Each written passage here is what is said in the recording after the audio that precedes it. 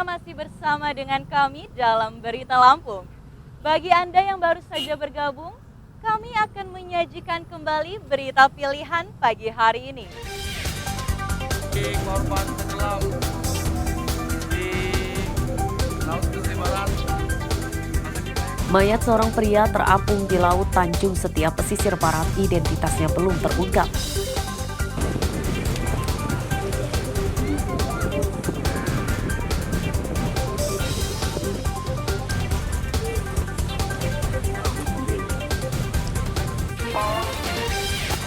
Kamu siapa? Rahmat, Pak. Sajam kamu itu ya? Sejam kamu ya? Ya. Untuk apa? Jujur, jawab. Untuk apa? Kawanan pencuri puluhan mesin traktor bajak di Pringsewu ditangkap.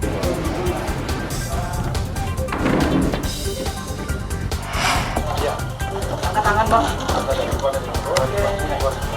Pelipatan surat suara pilkada di gudang KPU Tulang Bawang dihentikan petugas Badan Pengawas Pemilu.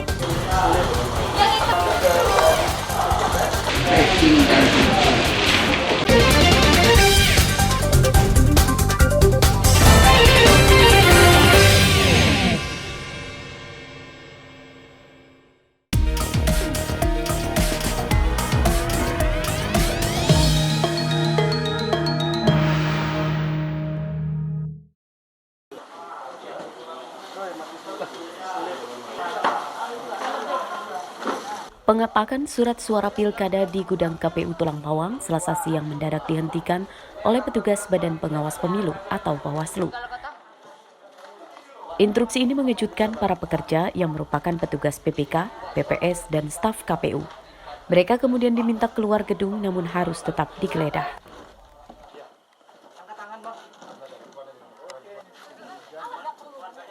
Menurut petugas Bawaslu, penghentian pengepakan surat suara karena gudang kedua KPU yang berada di kompleks Pemda dianggap tidak layak untuk menyimpan dan beresiko terjadinya pencurian hingga kecurangan pada surat suara. Petugas Bawaslu mendapati ada beberapa yang diduga orang luar yang tidak berwenang berada di dalam gudang saat pengepakan. Akibat kejadian tersebut, Bawaslu menginstruksikan pengepakan dan penyimpanan surat suara dipindahkan ke kantor KPU. Hari ini menyarankan agar packing dan penghitungan ulang terhadap surat suara yang sudah dilipat lebih aman dan lebih terkendali berada di gudang kantor KPU, sehingga kita bisa mensterilkan siapa yang masuk, siapa yang keluar, lihat tugas-tugas yang melakukan pelipatan, kemudian sortir dan packing sudah bisa terkoneksikan, sehingga ada resiko-resiko pelanggaran itu bisa terminimalisir.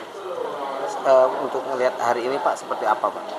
Kalau hari ini kami cuma mensarankan lebih kondusif saja ya, karena melihat kondisi ruang terbuka, kemudian kondisi yang petugas dari BPK, teman-teman PPS sulit diidentifikasi. Tahan ini tadi, Pak, rekom dari Pembinaan ini Bawaslu tadi karena di sini tempatnya kurang memadai, usul dari Bawaslu agar pelipatan atau pengepakan di kantor KPU saja. Sip. Artinya masih aman ya, Pak, sebenarnya? Insya Allah aman karena kami dikawal dari kepolisian, dari Bawaslu, semua mengawali kami dan mengawasi kami mulai dari pengepakan sampai dengan selesai. Seluruh surat suara yang sudah dilipat dan dihitung kemudian dipindahkan ke kantor KPU dengan diangkut mobil. Pengepakan surat suara akan dilanjutkan kembali pada Rabu pagi ini, namun tempatnya dipindahkan ke kantor KPU hingga selesai. Mustaqim melaporkan dari Tulang Bawang.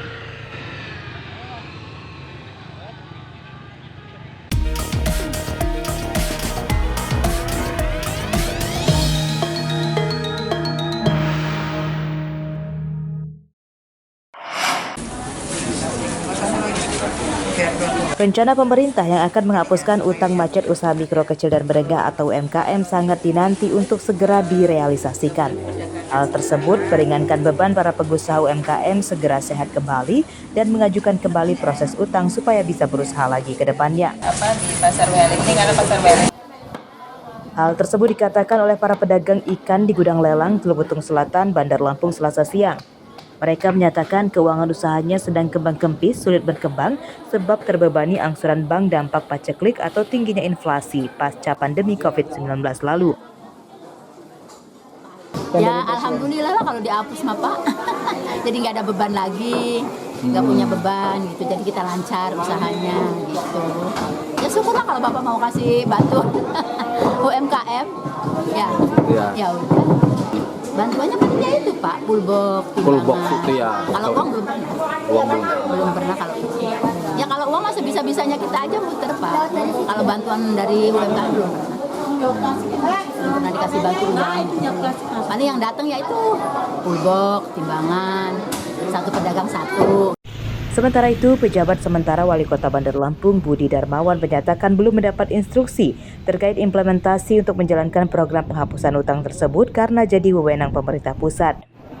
Ia pun berharap program tersebut segera terrealisasi sebagai upaya membangkitkan kembali UMKM.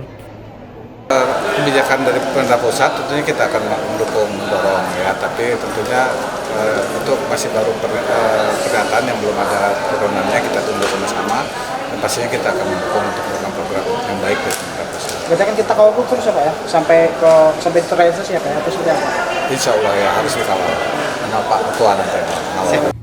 Penghapusan utang UMKM merupakan program Presiden Prabowo Gibran yang sudah diterapkan dalam Peraturan Pemerintah atau PP Nomor 47 Tahun 2024.